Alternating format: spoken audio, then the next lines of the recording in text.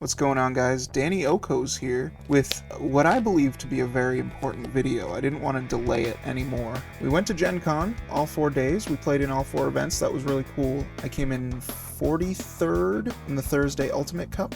I dropped 1-1-1 in the Friday Regional because I didn't want to play it out and I wanted to make sure I had time to see the con. Saturday I came in 4th place out of 167 with this D-Reaper list, which we'll talk about shortly, and then Sunday I bubbled at 33rd in the DC1 with the same D-Reaper list. So let's talk about, first of all, my deck choices over the weekend. Thursday I played Grandis, and I'm just like not a lucky card game player. Like, I can't play combo decks that require pieces. I tried to play Imperial Digimon last format. I've tried to play other combo decks before, and I will just end up without ultimates and an army of Weedmons against like an Alphamon on the board. That's fine. That's my own problem. So that's after Thursday playing Grandis and feeling like I was, in unplayable game states too many times in a row. I swapped over to D-Reaper for the following 3 days, and I think that was just the right choice for me. Like, this isn't the right deck for everybody, but it's just so consistent, and I think, like, also just when you're playing 4 Digimon events in a row, it's nice to have a very linear strategy. I mean, even just for 8 rounds, it's nice to have a linear strategy so that you can minimize the amount of mistakes you're gonna make. When you're playing Digimon Hardcore 4 days in a row, and we had like a 16-hour drive there, minimal sleep, I think it's really important to pick the right deck for you and the right scenario. Like, it's not always like, oh, everyone thinks Alphamon is the best deck, I'm just gonna play Alphamon, or Grandis can end the game fast enough if I get combo, like I'm just gonna run Grandis, because that was kind of I thought Grandis is consistent enough, even though I'm kind of unlucky, we'll give it a shot, and it just didn't get me there that day. I'll probably keep running that for locals, because it's 4 rounds, it's, if I don't get into it one of those rounds, so be it, but over a longer term event, those combo decks just aren't for me. The 4th place was awesome. I got my invite to nationals, and let's talk about that a little bit. You guys know what D-Reaper does. We'll go over it quickly. My list is effectively the list that won the first regional at Otakon, with 1 change, and I'll talk about that, but real quick, it's just, Mother can't attack and isn't affected by effects. If you have another one, or if you don't have another one, you can place a searcher underneath once per turn, and then you can reduce the cost for each source. And that's important that it says source, not searcher, because so we're running 19 searchers. Like I said, this is the 1 change I made. That kid was running 20. I cut that down to 19. He was running a 3 of that I'm running a 4 of, and I just think the 4 of was more important. Like, I did some like high level calculations that the difference between 18 and 19 searchers is mathematically negligible between 18 and 19 in a 7 to 8 round event, but 19 versus 20 is different. So I probably could have cut down to 18 here if I felt like there was another card I wanted to run. There just wasn't. In addition to that, we have X Antibody, which you really only want to see 1 of. It's kind of hard to run 3 here, because if you open multiple, it's a brick. But just getting 1 turn closer to your win condition, or, making something cheaper. Like, there are combos with bubbles that you can open up super early and just keep choking your opponent. So X Antibody is really important as a free source. But once you see your first one, you, like, bury it with a Jerry, and you're super stoked about it. Like, you never want to see 1 after the first one. Maybe if they hit it in security and it, like, puts you to 1, because you don't care going to 1, but it ends their turn. That's really strong. Pendulum Feet, just a consistency card. Add a Searcher and a D-Reaper. That extra D-Reaper, for those of you who don't know, you can grab 2 Searchers if you wanted to, because it's a D-Reaper. And that comes up. Sometimes you just don't have enough Searchers and you need to grab 2. Bubbles, just shoves another Searcher underneath. I think maybe once I ever did it from my hand the whole weekend. It doesn't happen often that you'd want to, because you want to get the draw, but it comes up, and he's a mandatory 4 of. It works in security too, so very important card. Now Jerry is the card that kid was running 3 copies of.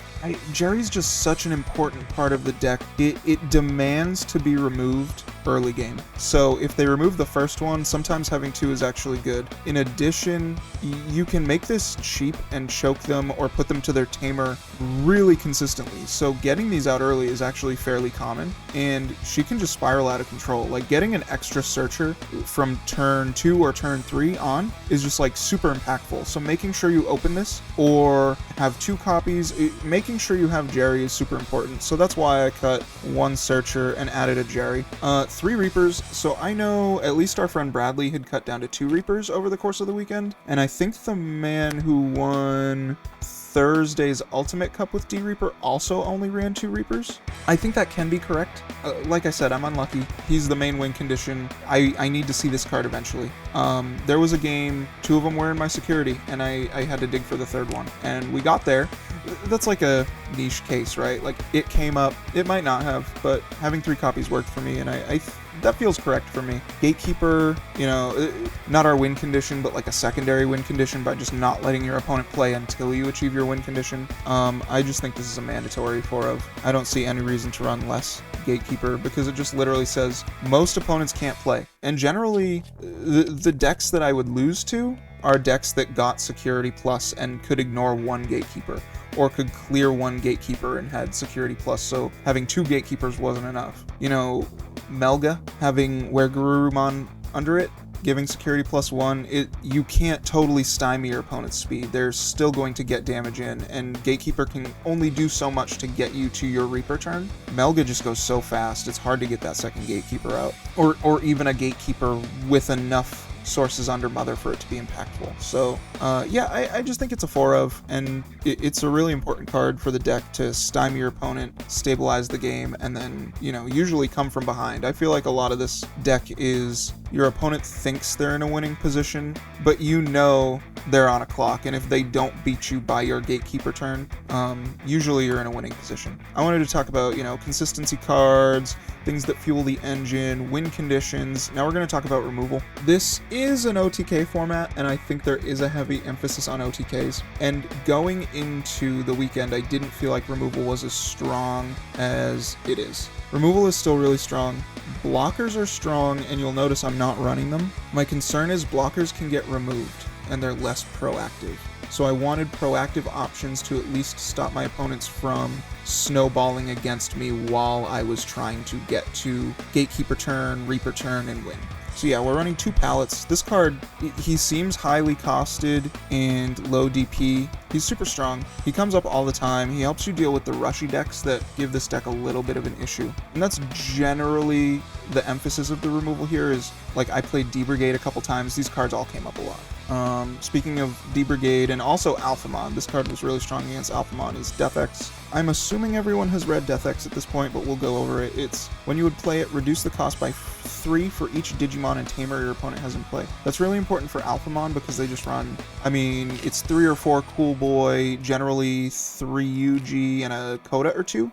Sydney's running 4 Cool Boy, 3 UG, 2 Coda. So I mean, that's 9 Tamers, and they're consistency Tamers. They're about getting cards that you need for your combo, so they hit the board a lot. And it just makes Death X so cheap. On play, you de-Digivolve 1 all of your opponent's Digimon, and then delete all of their level 4 or lowers. So for the decks that are going super wide and inherently making this card cheaper, this is a scary card for them. I think it's a really strong 3 of. I would not cut it to 2. I think there are other decks you can run this card at 2 in, but Searcher's just going to get it to you so fast that the decks that will generally automatically beat you because they go wide will not have a chance against this card. And then end of your opponent's turn, delete all of your opponent's Digimon with the lowest play cost. There were actually multiple times this past weekend where I had 2 Death X on the board, and it's really hard to play around that. Like, with 1, like for me, whenever I'm facing down a Death X, I just play a Searcher and pass. Like, I'll let a Searcher die, you know? And some decks can do that. Some decks can just play a Rookie and deal with it and play around it. It's really hard to play around too, and they come out for so cheap. It's just such a strong card, and the rushy decks I think have a really strong, or a really tough time dealing with it. So I probably wouldn't play the deck without it, to be honest. I know this was kind of a budget deck last format. I was running a black base, so it cost less than Socks. Now it's kind of and Death X's are only going up, and to be frank, you should probably pick them up anyway if you're playing competitively. So yeah, maybe just invest in them if you want to run this deck. Finally, Starmons. If you've been playing since BT5, you know Starmons is just really strong removal. Something that you may not know is it counts the mother even though she's a Digi-Egg. So Starmons is automatically always clearing for 2k or less, which comes up in a lot more situations than you'd think. It's just really strong. There are also turns where you can, if you already have pallets, you can play a Star Monster to reduce something and then kill it with pallets, which there's a little bit of a combo there. He's just a really strong card. So that's the deck. I don't think I'd change anything right now, honestly. We'll see how the format develops. This was being considered an anti-meta. It might just be meta now. We'll see. The format literally just started, and I gotta be honest, it's kind of a fun deck. That's the deck profile portion of the video. There's one other thing I really want to talk about, and it's why I wanted to make this video. Something happened to me 3 times over the weekend, and actually it happened twice with one player on the day that I topped the regional. That was Saturday. I want to take a moment to talk about soft cheating and plausible deniability. So y'all have seen all the clips of randoms and highly competitive players cheating on stream and getting caught because they're on camera. Everyone thinks that more cheating happens on webcam because it's easier to get away with, and I think that more literal active cheating happens on webcam. I think that's true. But one example of cheating that I think is actually enabled by in-person is soft cheating. And there's a lot of ways that you can soft cheat. So if y'all don't know what soft cheating is basically using plausible deniability to make a move that is illegal and then saying like, whoops, I didn't know any better. I'm sorry that happened. I'll do better next time. My mistake. And then just moving on. The example that specifically happened to me, and this same thing happened 3 different days with 3 high-level players, people who definitely know what their cards do. And the first time I was like, okay, that was kind of weird. And then the second day it happened, the same player did it twice. And that's where I started to think like, okay, no, this is shady. Like, 100%, I'm not going to name names. I'm not going to drag anyone through the mud, but I am going to explain what happened, and I am going to try to teach you guys ways to prevent it. The reality is this happened to me 3 times, and I just think this is something people are doing now, and it's super shady. So what happened is, I'm going to get a memory gauge up here. So what would happen is, my opponent would be on 5 memory, and they'd pay 5 and put me to 1, and choke me. But the reality is, they didn't have a better way to choke me, so they tried to play a card that would put me to 0 and pretend it was putting me to 1. This happened with 3 different players, where they somehow, all of a sudden, you know, several rounds into an event, don't know what their cards cost. The same player did this twice to me.